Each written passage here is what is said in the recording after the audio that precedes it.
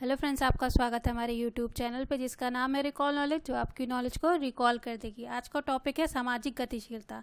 इसका मतलब सामाजिक गतिशीलता का आशय एक व्यक्ति या समूह द्वारा एक पद या स्थान या व्यवसाय को छोड़कर दूसरे पद, स्थान या व्यवसाय को अपनाना है।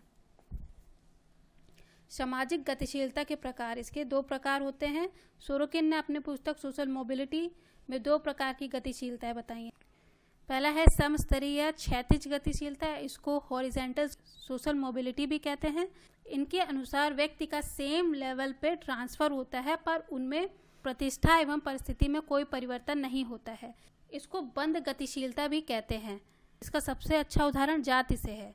जाति का आधार जन्म से है। श्रीनिवासन ने अपने संस्कृतिकरण में भी यह बताया है कि जब निम्न जात का व्यक्ति किसी उच्च जात के गुणों का अनुसरण करके उनकी कुछ चीजें तो सीख लेता है पर उनके जातिगत स्ट्रक्चर में कोई परिवर्तन नहीं आता है।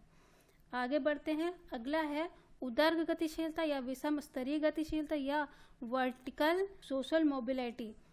इसमें व्यक्ति में ऊपर नीचे का परिवर्तन होता है। उच्च गुणों के कारण उसका प्रमोशन हो जाता है और निम्न गुणों के कारण उसका डिमोशन हो सकता है। इसे लंबवत गतिशीलता भी कहते हैं। इसे फिर दो भागों में बांटा गया है, आरोही और अवरोही। आरोही मतलब अपवर्ड, अवरोही मतलब डाउनवर्ड। जे कॉल ने सामाजिक गतिशीलता के 3 भाग बताए हैं। पहला है इसमें प्रजनन। जब उच्च वर्ग लायक संतान नहीं पैदा कर पाते तो वो मध्यम एवं निम्न वर्ग की भूमिका निभाते हैं। दूसरा है प्रवासी। एक व्यक्ति जब अपने स्थान पे रहता है तो हो सकता है वहाँ उसका अपना घर हो, लेकिन वह जब दूसरे स्थान पे प्रवास करके जाता है तो वहाँ पे उसे किराए पे रहना पड़ता है, तो उसकी स्थिति में परिवर्तन आ जाता है। प्रौद्योगिकी से भी सामाजिक गतिशीलता में परिवर्तन होता है। इसके बाद है अंतरपीढ़ी तथा आंतरपीढ़ी गतिशीलता।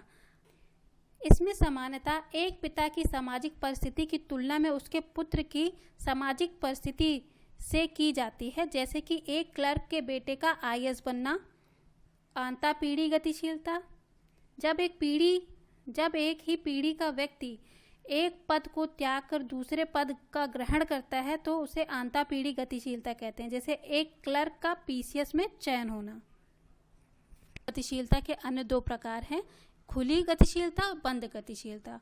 खुली गतिशीलता में इस प्रकार की गतिशीलता वाले समाजों में व्यक्तियों की सदस्यता का आधार जन्म के स्थान पर उसके व्यक्तिगत गुणों, योग्यताओं एवं उपलब्धियों से होता है।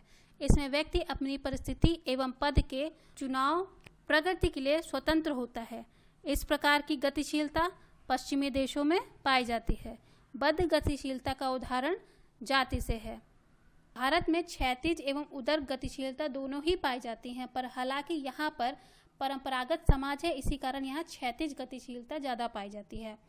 Doctor M.N.. निवासन ने दक्षिण भारत के कुर्ग में, पश्चिम में भील तथा मध्य में गोंड एवं उराव जनजाति में सामाजिक गतिशीलता के रूप में संस्कृतिकरण की प्रक्रिया की चर्चा की, जो उदर्ग गतिशीलता का उदाहरण है।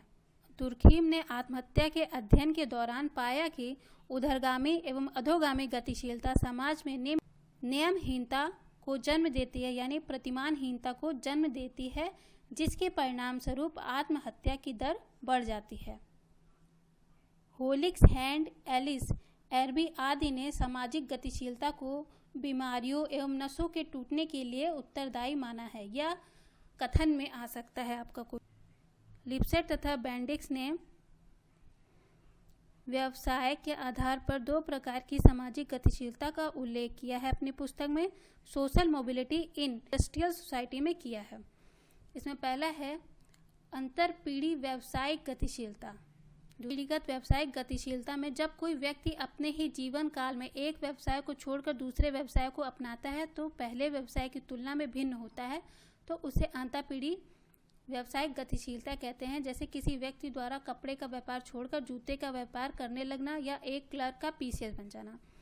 अंतरपीढ़ी गत व्यावसायिक गतिशीलता, जब कोई व्यक्ति अपने पूर्व की पीढ़ी द्वारा अपनाए गए व्यवसाय को छोड़कर नए प्रकार के व्यवसाय को अपनाता है तो इसे अंतरपीढ़ी गत व्यावसायिक गतिशीलता कहते हैं। व्यक्ति द्वारा अपनाया गया नया व्यवसाय उच्च तथा निम्न दोनों हो सकता है, जैसे एक चपरासी के लड़के का आईएएस बन जाना। सामाजिक गतिशीलता के परिणाम क्या हैं? इससे दो परिणाम होते हैं, सकारात्मक परिणाम, नकारात्मक परिणाम। सकारात्मक में इससे योग्य व्यक्ति उचित स्थान प्राप्त करने में सफल होता है। इसका नकारात्मक परिणाम यह होता है कि इसमें नियमहीनता में वृद्धि होती है। दूसरा है, इससे लोग प्रयास करने के लिए प्रेरित होते हैं। इससे नकारात्मक परिणाम पड़ता है कि मानसिक तनाव एवं रोगों में वृद्धि होती है। सामाजिक प्रगति के अवसर बढ़ते हैं। इससे नकारात्मक परिणाम यह होता है कि संघर्ष की स्थिति के लिए उत्तरदायी होते हैं। सामाजिक न्याय को बढ़ावा मिलता है इससे।